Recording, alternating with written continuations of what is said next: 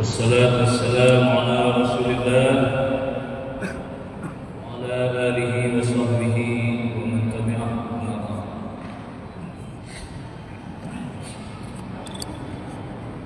Segala puji kepada Allah. Mari senantiasa kita panjatkan dan persembahkan untuk mensyukuri segala nikmat Allah, terutama nikmat di bulan suci Ramadan ini, nikmat iman dan Islam, sehingga kita kuat dalam beribadah kepada Allah di hari-hari mulia ini.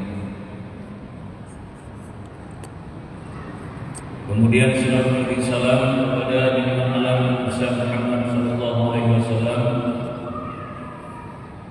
beserta seluruh keluarganya dan para sahabat beliau sekalian.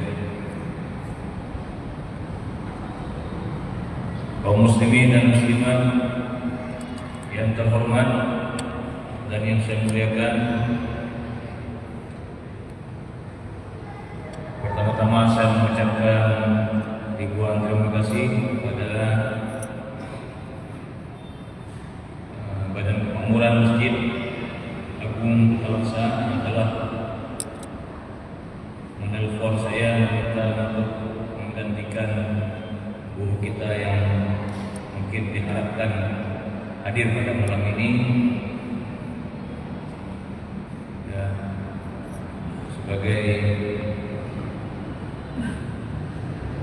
memenuhi undangan pada malam ini. Ya, saya mohon maaf jika nanti dalam penyampaian mungkin tidak sebagaimana diharapkan. Ya, maklumlah karena ini cadangan dan sehat, jadi maklum itu kita sehat ini tambahan yang diharapkan seorang guru kita di Sungai tiba-tiba yang menggantikan guru Sungai Bau bukan dengan level segan. Oleh karena itu, sebelum dan sesudahnya saya mohon maaf. Yang kedua, ini mungkin nostalgia saya sudah 10 tahun tidak pernah sholat tarawih di sini. Jadi malam ini saya untuk ikut nostalgia ini. Saya sholat tarawih kembali di Masjid Agung ini. Alhamdulillah, walaupun sebagai penceramah, dulu sebagai imam seperti Ustaz ini masih muda-muda, sudah tua, masa belum jadi imam. Kamu juga dulu, jadi ceramah-ceramah aja bolehlah 10 menit punya lebih. Nanti kalau lebih tolong buat begini time out kan. Jadi sebenarnya saya ini pulang ke rumah juga di sini. Banyak masih pengurus lama masih ada, mungkin banyak yang baru-baru, yang muda-muda, yang lama. JB lah yang paling banyak, paling lama bertahan. Kita doakan beliau ini sehat, panjang umur dan setia dalam mengabdi rumah Allah di Kota Al-Aqsa ini, dan juga guru kita lain yang masih ada, yang masih ada begini. Bapak Ibu sekalian saya muliakan, langsung saja ke tema yang tadi disampaikan. Ini malam nuzulul Quran. Walaupun tidak sepakat ulama, namun jumhur ulama berpendapat bahwa 17 Ramadan adalah malam pertama turunnya Al-Quran.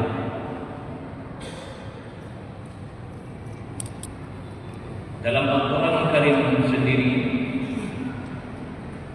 banyak sekali ayat-ayat yang menyatakan tentang turunnya Al-Quran tersebut dalam berbagai redaksi yang Allah wujudkan. Di antaranya surah Al-Baqarah ayat 185. Allah Subhanahu wa taala berfirman, "Syahrul Ramadan alladzi unzila fihi al-Qur'an." Bulan Ramadan adalah bulan yang unzila, nuzul, diturunkan fihi al-Quran, dalamnya Al-Quran.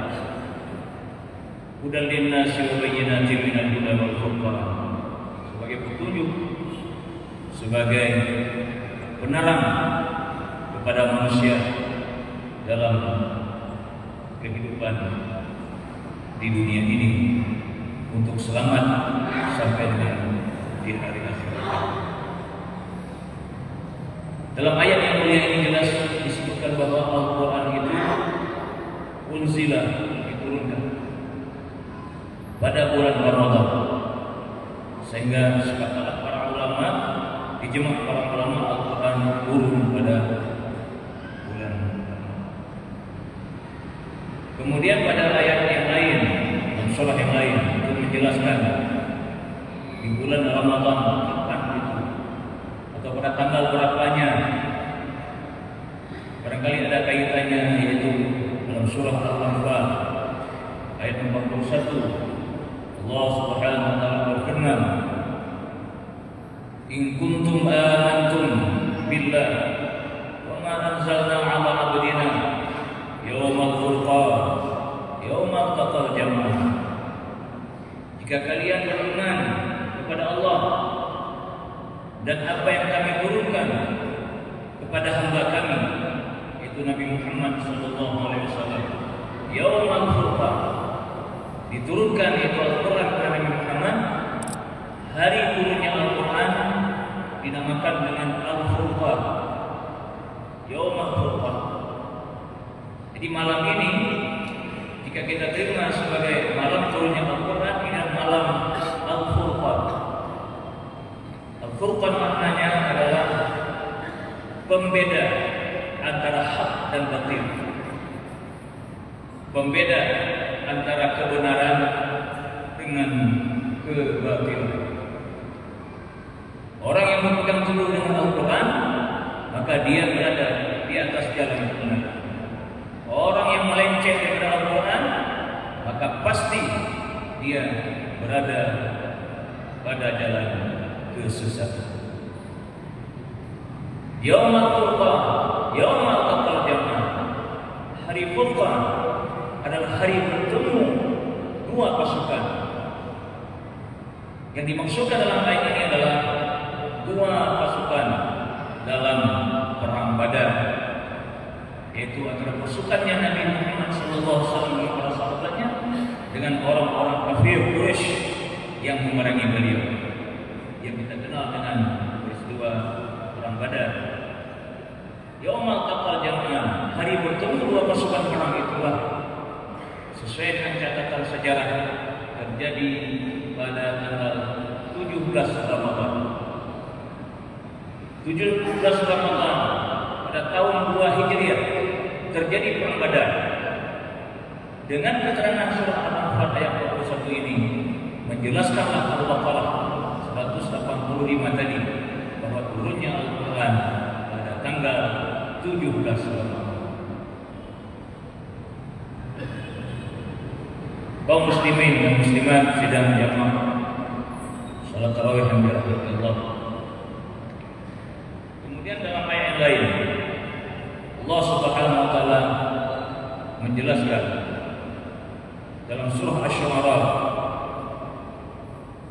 ayat 193, firman Allah, "Nazala bihi ruhul amin." Bagaimana Al-Quran itu diturunkan? Metodenya bagaimana? Dijelaskan Allah dalam surah yang lain, Asy-Syu'ara 193. Nazala bihi ruhul amin. Turunnya Al-Quran diturunkan melalui Ruhul Amin. Ruhul Amin adalah ruh yang terpercaya. Yang dimaksudkan di situ adalah ruh yang terpercaya itu adalah malaikat Jibril alaihissalam. Jadi semua ayat-ayat yang turun kepada Nabi Muhammad SAW adalah nazala bihi ruhul amin, dibawa oleh malaikat Jibril alaihissalam. Malaikat Jibril adalah rajanya malaikat, penghulunya malaikat yang membawa Al-Quran. Al-Quran adalah penghulunya segala kitab Allah. Ada 104 kitab kitab yang Allah turunkan dengan suhu kepada nabi-nabi sejak Nabi Adam sampai Nabi kita Nabi Muhammad sallallahu alaihi wasallam, yang paling utama adalah Al-Quran. Dibuatkan oleh malaikat yang paling utama, yaitu malaikat Jibril, raja yang paling penghulunya para malaikat. Diterima oleh hamba Allah yang paling utama juga, yaitu Nabi Muhammad sallallahu alaihi wasallam, Sayyidul Anbiya wal Mursalin, penghulunya segala nabi dan rasul, Sayyidul Anam, penghulunya umat manusia, Sayyidul Awwalin wal Akhirin, penghulu seluruh alam ini. Untuk siapa dibacakan, diajarkan Al-Quran itu?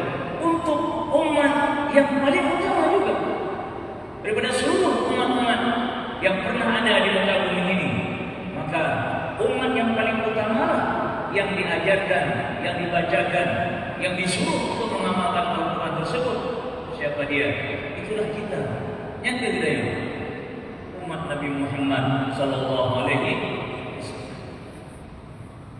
Al-Quran dari Allah, Zat yang maha mulia, yang maha segala-galanya, maha keutamaan. Kepada Jibril yang paling utama sebagai seorang malaikat. Kepada Rasulullah sallallahu alaihi wasallam, nabi yang paling utama. Kepada kita umatnya, yaitu umat yang paling utama. Apalagi yang kurang untuk kita merasakan bagaimana besarnya nikmat Allah Subhanahu wa taala kepada kita dengan diturunkannya Al-Quran kepada kita.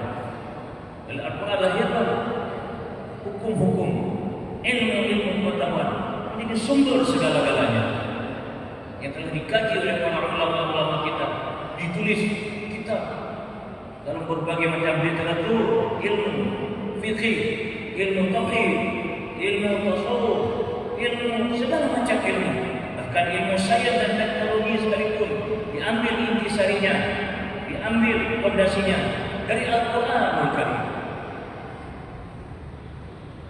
Al-Quran adalah sumber ilmu pengetahuan, sumber daripada segala sumber. Oleh karena itu, kaum muslimin dan muslimat, jamaah salat tarawih yang dirahmati Allah, mari kita mensyukuri nikmat nuzul Quran ini. Jadikan itu sebagai pedoman hidup kita. Karena menyangkanya nak mencapai hidup, maka guna kitanya sabi-sabi saja Al-Quran. Dalam surah Ad-Dukhan, Allah Subhanahu wa taala berfirman, "Amin wal kitabil mubin, inna anzalnahu fi lailatin mubarakatin, inna kunna munzirin, fiha yufraqu kullu amrin hakim, amran min 'indina, inna kunna mursilin, rahmatan min rabbik, innahu huwas samiul 'alim."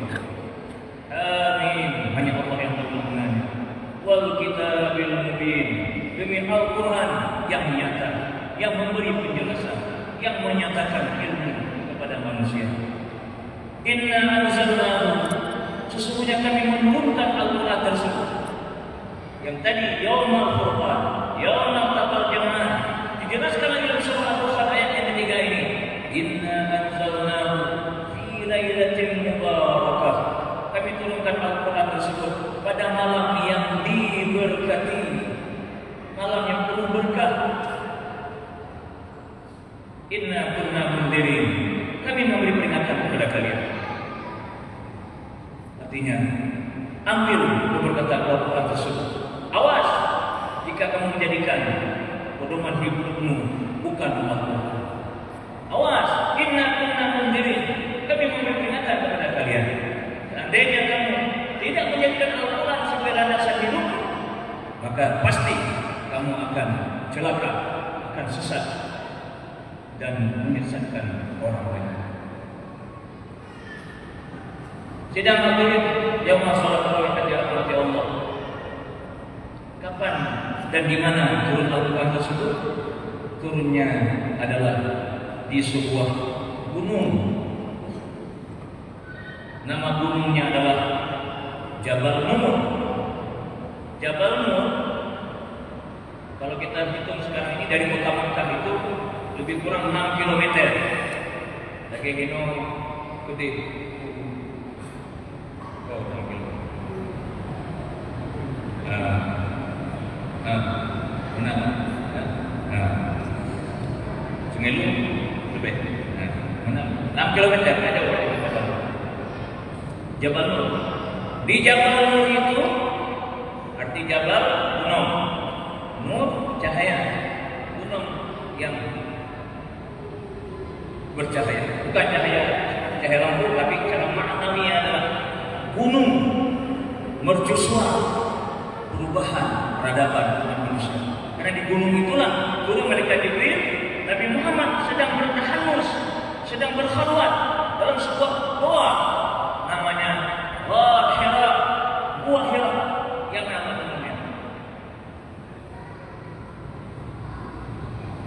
Apakah Gua Hira itu besar? Lagi aku maha tujuh. Ya cendang 27. Bandang Gua Hira itu, Gua Hira itu ukurannya panjangnya 2 meter. Nah, yang dua gitu. 2 meter. Panjang. Lebarnya 1,3 meter. Wanu kami sama malai banyak. Lebar. Tingginya 1,5 meter. 1,5 meter. Saya bukan. Yang itu yang lundangnya 1,5. Berapa rumahnya? Itulah Gua Hira.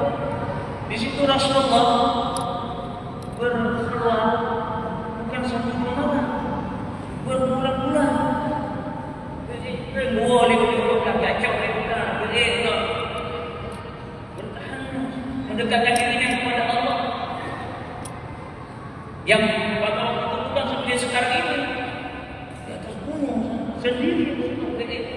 Boleh ya Pak Khadijah meminta pertolongan dunia bocor bahasa dia. Kemudian di Allah mendekatkan diri kepada beliau akan diangkat menjadi rasul, menjadi nabi, membersihkan dirinya daripada segala pengaruh sukunya, bangsanya yang penuh dengan maksiat di bawah sana.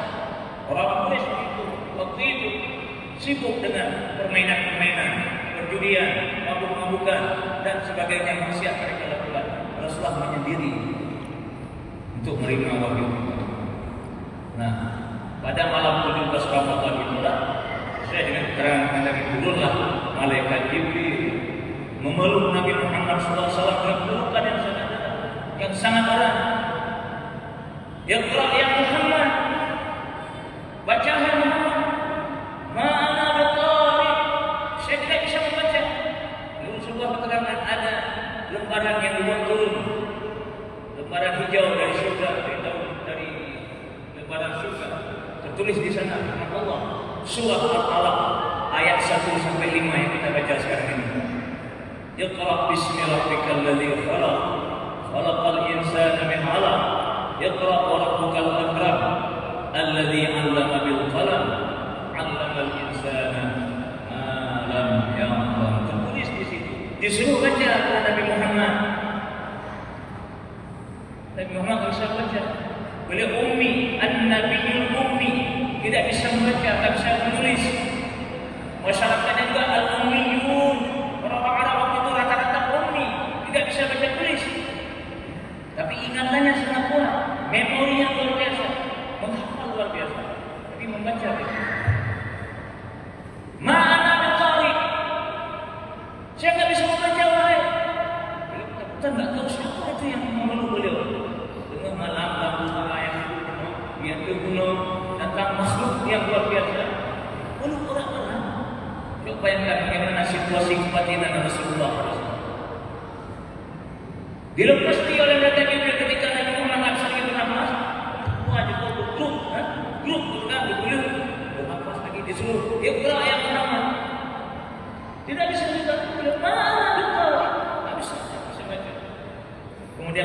dibacakan oleh Jibril, diikuti oleh Nabi Muhammad sallallahu alaihi wasallam. Itulah wahyu pertama. Jibril yang membaca, didiktekan, didengar oleh Nabi Muhammad, dibaca oleh Nabi Muhammad. Iqra bismi rabbikal ladzi khalaq. Bacalah dengan nama Tuhanmu yang telah menciptakan. Khalaqal insana min 'alaq, yang telah menciptakan manusia dari segumpal daging, segumpal darah. Iqra wa rabbukal akram. Bacalah, dan Tuhanmu lah yang maha mulia. Alladzi 'allama bil qalam, yang mengajarkan manusia melalui perantaraan pena, tulisan, menulis. 'Allamal insana ma lam ya'lam, mengajarkan manusia apa yang mereka tidak tahu sebelumnya. Berarti wahyu pertama nuzul Quran itulah masalah membaca, masalah ilmu. Seolah dibesarkan kepada kita semua ini, wahai umat Nabi Muhammad SAW, tidak boleh kita bodoh, tidak boleh kita menjadi umat yang bodoh. Kita harus menjadi umat yang berilmu pengetahuan. Hayatul Islam bil ilmi, hidupnya Islam dengan ilmu. Matinya Islam dengan kebodohan.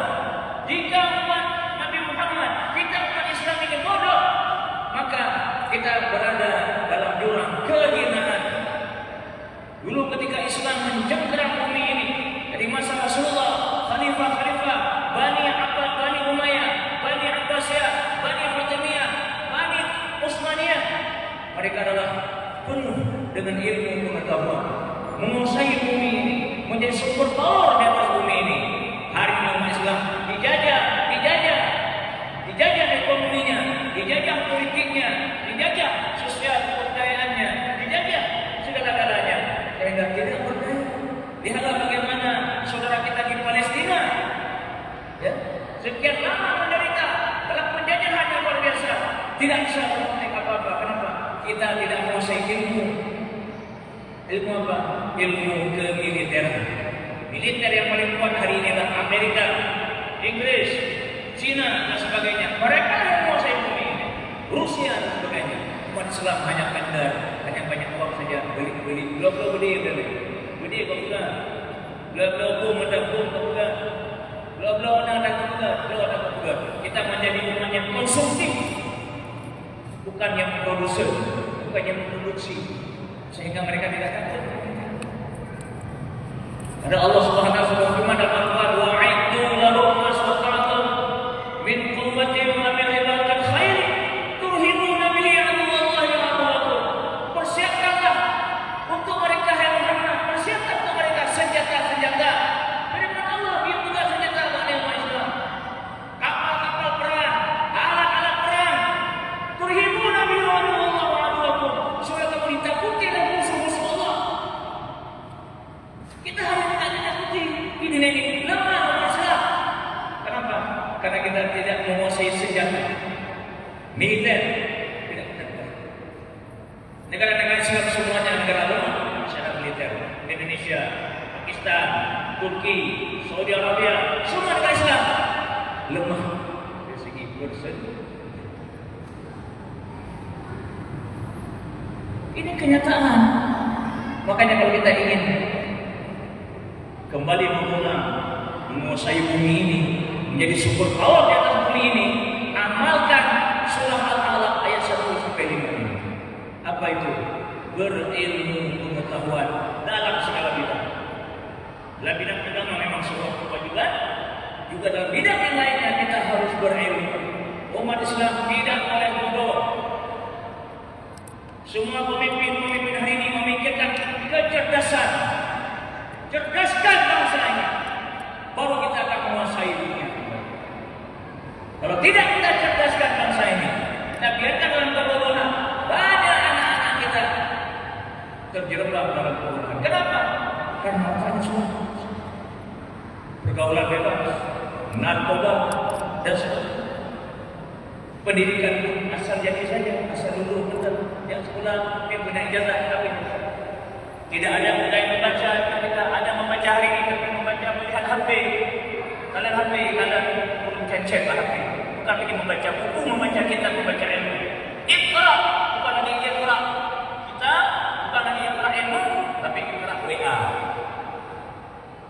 Ikra TikTok, Ikra Pulau, dan kawan-kawannya medsos. Yang ketika umat Islam yang Ikra medsos, waktu tujuh, tidak nak gede-gede kopi, ada gedenya, waktu tujuhnya, kami dia kopi, dulu ya, lagi password HP, password WiFi bah, belum kopi, kedua adanya waktu kopi. Karena kita mengembangkan ini masa depan kita, mimpi khususnya kita. Oleh karena itu kita menuntut kepada kita sebagai orang tua, pemimpin-pemimpin kita dengan semangat nuzul Quran pada malam ini dan seterusnya. Ayo kita cerdaskan generasi penerus kita untuk masa depan yang lebih baik. Yang terakhir, sidang hadirin hadirat rahimakumullah, Al-Quran turun yaitu pada malam Lailatul Qadar. Inna anzalnahu fi lailatul, sesungguhnya kami turunkan Al-Quran pada malam Qadar. Apa itu malam Qadar? Pada malam kemuliaan, khairun min alfi syahrin. Yang kalau sempat kita beribadah pada malam itu lebih mahal daripada beribadah 1000 bulan, 83 tahun. Satu malam kita beribadah lebih baik daripada 83 tahun. Adanya di malam ini, ada di malam dalam bulan ini. Kapan waktunya? Wallahu a'lam, hanya Allah yang tahu. Diharapkan terjadinya pada malam-malam ganjil, diharapkan, bukan pasti, diharapkan terjadi pada malam ganjil di akhir Ramadan, malam 21, malam 20, malam 25, malam 27, malam 20. Itu yang sangat diharapkan, tapi bukan mesti pada malam itu, hanya Allah yang tahu.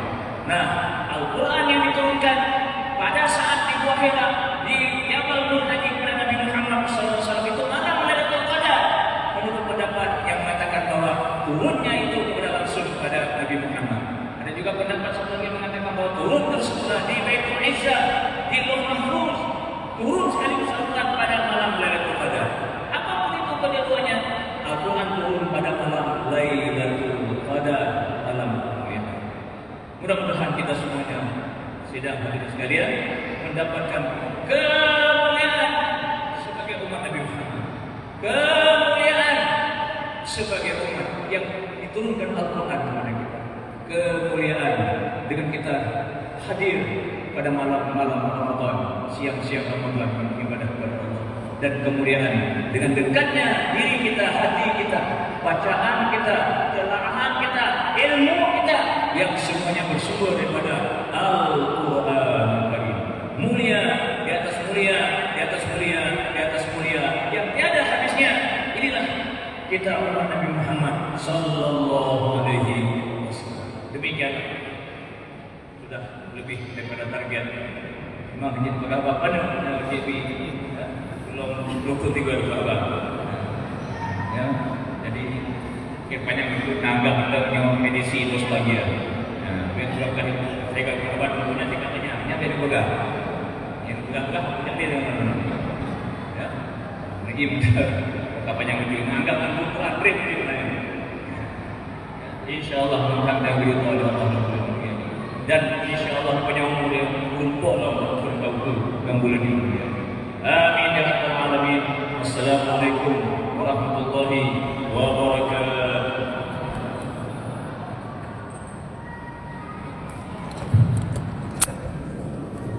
Terima kasih kita ucapkan kepada Abadi yang telah menyampaikan tausiah walaupun singkat tapi padat. Mudah-mudahan menjadi pelajaran dan ingatan kita semuanya. Tadi